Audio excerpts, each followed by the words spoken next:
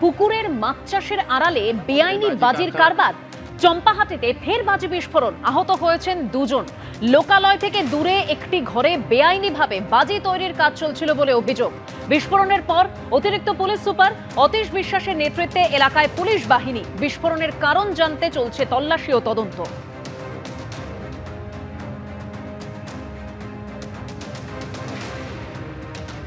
এখান থেকে কারখানাগুলো আস্তে আস্তে এই পিয়ালিতে আমাদের এই গ্রামে চলে আসছে।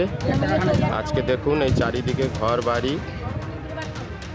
এইভাবে এই বাচ্চা কাচ্চা নিয়ে অসহায় মানুষরা কিভাবে বাস করবে। চারিদিকে ঘর বাড়ি এবং এইটা একটি বাগান করে এখানে বাজি কারখানা শুরু করেছিল।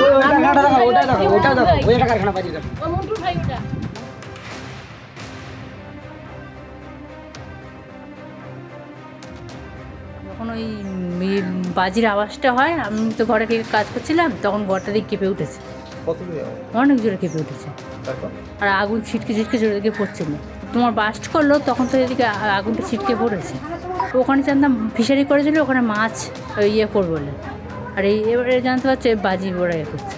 বোম যেমন একদম বাজি তো বাজি, ওই বাজি তো একদম ধোয়া হয়ে আগুনেই উঠছে। আর ছাইগুলো সব আমাদের ঘরের দিকে আগুনের এরকম এগুলো সব চলেছে আমাদের ঘরের দিকে। বেরোয় দেখি কি পুরো কলা গাছটা সব ধরে গেছে, পুরো আগুন। করমচা বাগানটা এখন পুরো আগুন ধরে গেছে। আমি জানতাম না, ওরা বলতো আমরা মাছের ব্যবসা করি, করমচা বাগান মাছের ব্যবসা করি, কলা বাগান। দুজন ইনজিওর্ড আছে, তার মধ্যে একজন লেডি আছে যে সম্ভবত যে ইলিগাল কারখানাটা চালাচ্ছিল ওনার ফ্যামিলি মেম্বার আছে। পুলিশ এবং আমাদের ফায়ার ব্রিগেড এখানে আছে, লোকাল লোকের সহযোগিতা আছে, তাদেরকে দ্রুত চিকিৎসার জন্য পাঠানো হয়েছে। একদম আইসোলেটেড জায়গায় কলা গাছের বাগান আছে, তার মাঝখানে আছে। ইভেন এলাকাবাসীরও বক্তব্য যে তারাই জানতো না যে ওখানে বাজি কারখানা করছে।